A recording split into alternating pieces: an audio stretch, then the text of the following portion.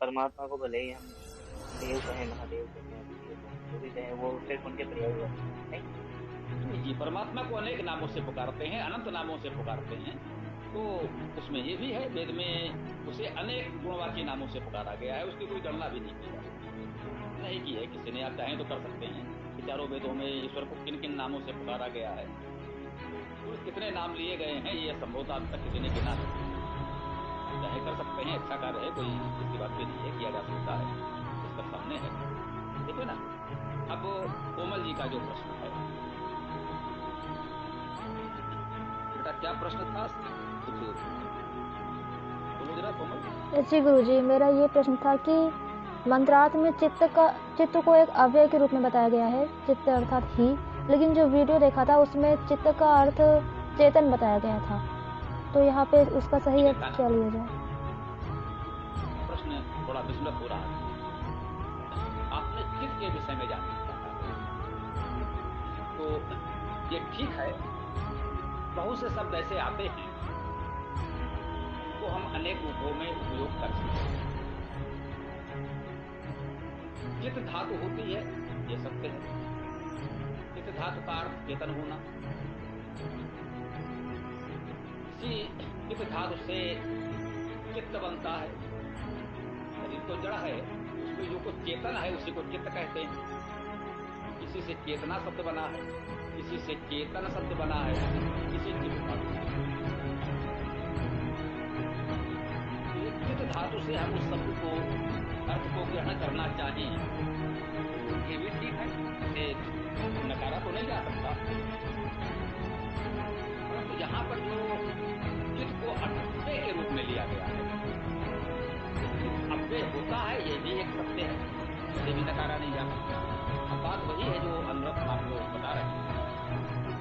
ऐसी स्थिति में पूरे मंत्र को देखते हुए कौन सा अर्थ अधिक उपयुक्त है, ये चयन हमें करना है। ये हमारे विवेक पर भी निर्भर करता है और उसके लिए कुछ व्याकरण के नियम भी होते हैं। और पहले इन सबसे आगे बढ़कर सहज भाव से भी आप विद्यार्थी हैं, तो कह सकते हैं भी अभी आपकी विवेक के निर्णय पर तो नहीं छोड़ा जा सकता। ये सत्य है कि प्रत्येक व्यक्ति यदि आप में सब लोग अपने अपने विवेक से निर्णय करने लगेंगे तो हो सकता है उतना हो सके। जब आप धीरे धीरे उस स्तर पर आ जाएंगे तो आप अपने अनुभव से जो बताएंगे वो होगा, वो आप वचन आपके वचन कहलाएगा। जो विषय का जानकार अनुभवी हो जाता है वो जो कुछ कहता है उस विषय में आप वचन कहते हैं, वो आपका अंत हो जाता है। अभी आपको अपने की जानकारी नहीं है तो आपकी बात को नहीं स्वीकार किया जाएगा। हम भावनाओं से एक तो पूरे मंत्र को देखते हुए हमें ऐसा करना होता है, वह होता होता तो ये चुनने का कार्य अनुभवी विद्वान करते हैं।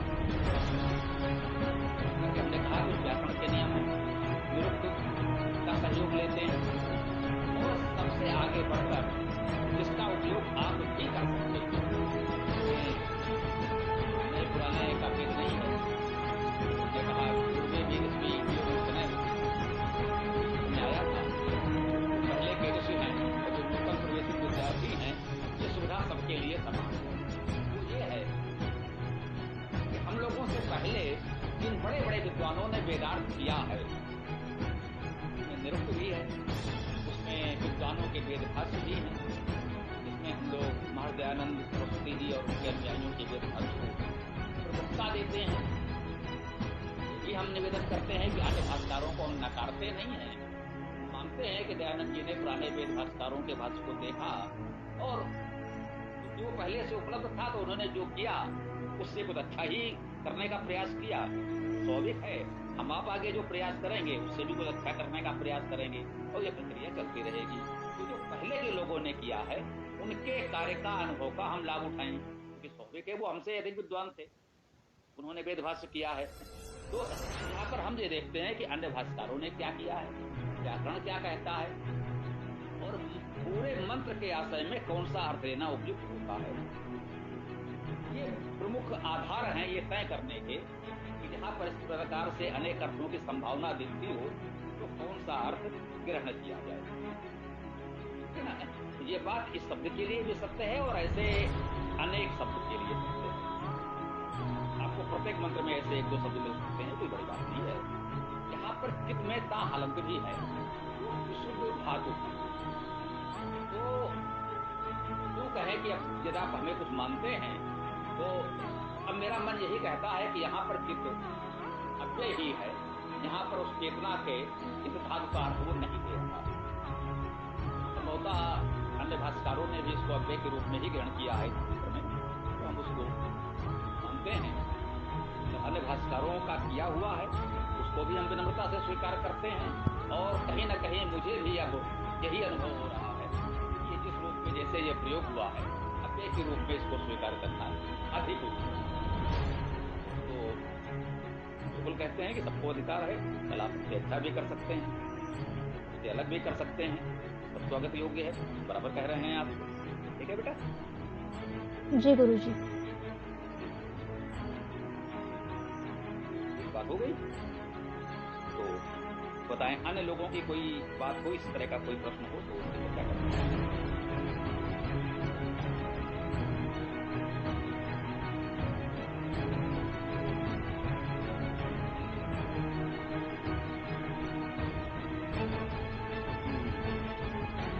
तो तुलसी जी, अन्य लोगों के कोई प्रश्न नहीं है तो ये देख लें, आगे पाठ आदि या भी आपको जो करना हो तो आगे बढ़ें। इस बात को ध्यान रखें, थोड़ा सा आपको देखना पड़ेगा।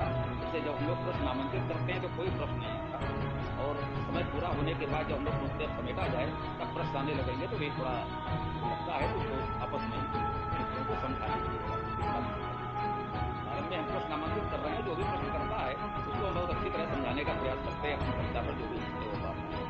लेकिन जब समेटने की स्थिति होती है तो थोड़ा सा मन नहीं करता, तब इसको विस्तार से बात की जाए।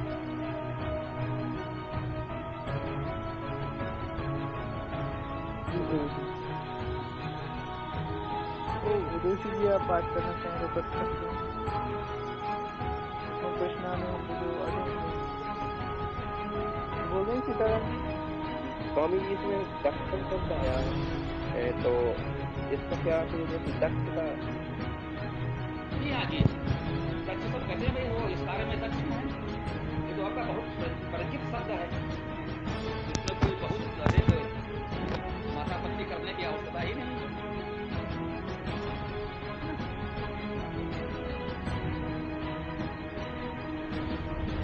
दक्ष धातु है, मतलब स्पर्श धातु, दक्ष जो है ये धातु, और उसी से ये दक्ष दक्षम शब्द भी बना है, दक्षता भी इसी से बनेगा। आप दक्ष है, आप में दक्षता है, ये दक्ष धातु से बनता है।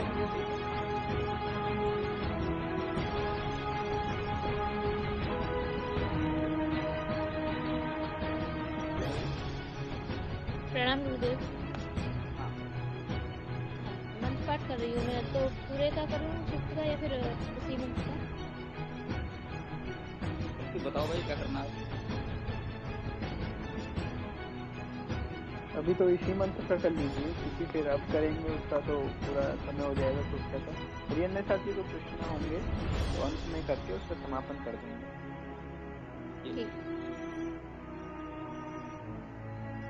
ओम यह चिद आपो महिना परिपश्यत दक्षं दधाना जनयन्ति यजम् यो देवेषु अधिदेव एक आसीत् कस्मै देवाय हविषा विधेम। जो व्याप्त हो देखता है महाप्रभु, जो धारता दक्ष जन्य करता। जो देवगण में महादेव स्वामी, किस देव के हेतु धारे हविष हम। ओम देव के हेतु धारे हविष हम।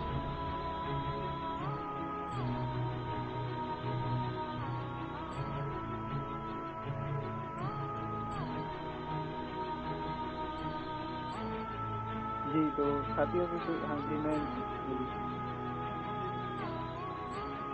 जो मैक्सिमम में देखा है, मैंने लास्ट में जो प्रश्न किस देव के हेतु सारे हविष्य, तो ये हविष्य यज्ञ में हविष्य डालते हैं, वो वाला हविष्य है।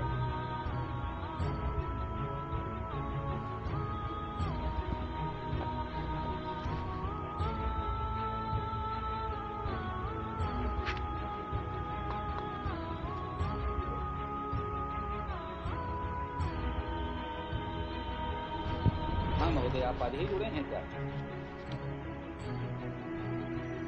पहले से जुड़े रहे।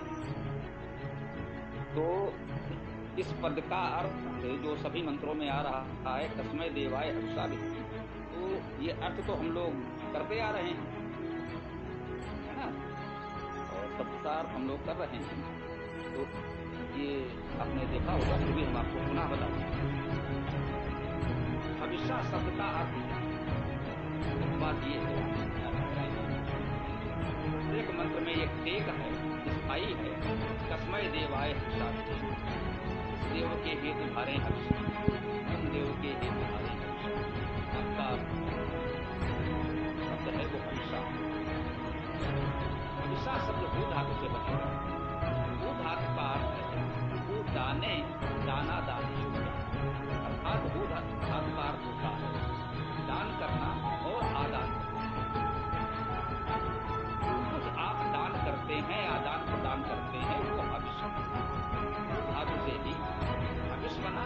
इसी भू धातु से हवन भी बनेगा, बिल्कुल सही है ना।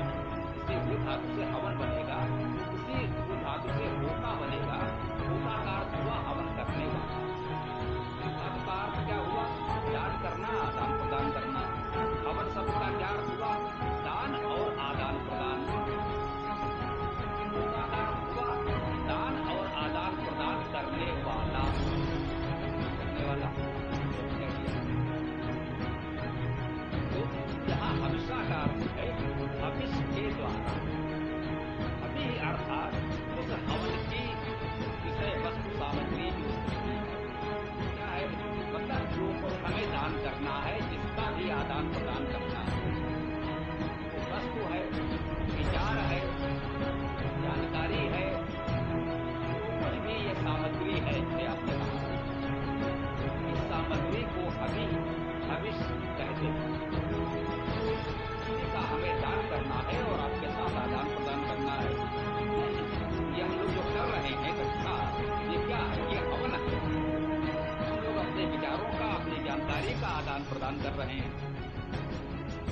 हम सब कुछ देने की भावना रखते हैं, कुछ एक दूसरे को देना चाहते हैं और कुछ आदान प्रदान करते हैं, एक दूसरे से देते हैं।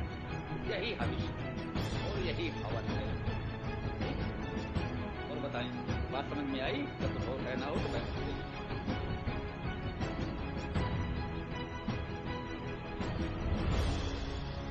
समझ में आ गई आपके? जो आपका प्रश्न था स्पष्ट हो गया?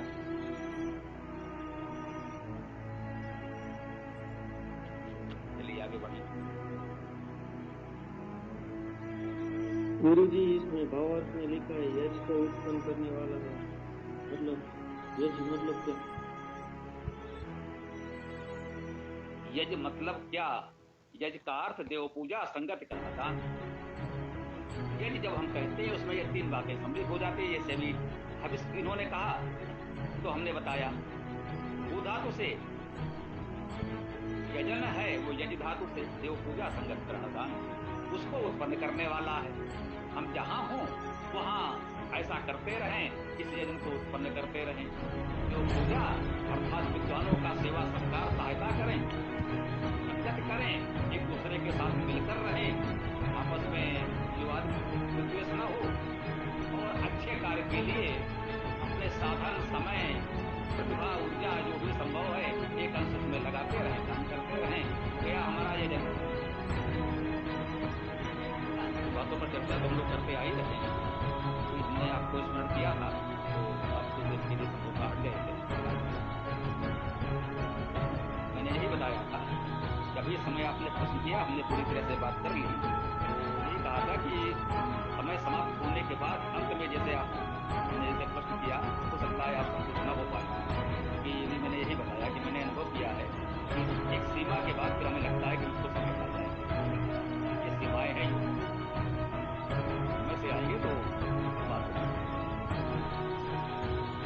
आपकी समझ में आई? मतलब हाँ, इसमें लिखा है वो यज करता है, यज करने वाले वो है। हाँ, तो उसमें समस्या क्या है? क्या वो भी यज करते हैं? ईश्वर भी ये तत्व है ना? जी हाँ, ईश्वर तो सृष्टि यज्ञ कर ही रहा है, उसी से हम पर दायित्व है कि हम भी कुछ कर दें। तो इस सृष्टि सृजन के रूप में इतना बड़ा यजन कर ही रहा है। देव पूजा संगत दान तो कर ही रहा है। ईश्वर प्रकृति के जीव वस्तुओं का संरक्षण पालन पोषण कर रहा है। देव पूजा संगतिकरण संपूर्ण सृष्टि को किस तरह व्यवस्थित रूप से संगत करके चला रहा है। ज्ञान वो हम सबको कितना दे रहा है, उसके अनुदानों की कोई सीमा है, तो वो तो यजन कर ही रहा है। और यही हमें उससे सीखना है कि हम भी करें।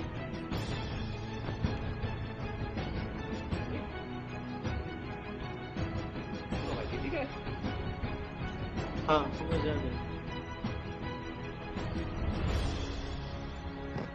चलिए आगे बढ़ें। कोई और प्रश्न? को बात करूं।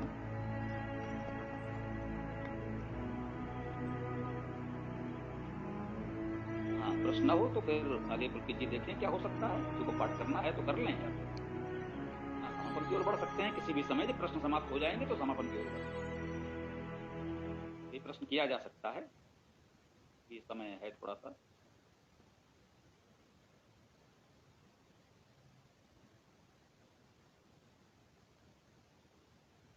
पुलकित जी लगता है प्रश्न नहीं है तो आप आगे बढ़ सकते हैं, जो भी संभव हो तो समझें। जी, तो थोड़ी सी जो नए साथी आज जुड़े हैं तो थोड़ी उनसे बात कर लेते हैं कि उनको प्रक्रिया कैसी लगी, या फिर कोई सुझाव हो तो बताइए, अपना थोड़ा सा प्रतिक्रिया दीजिए।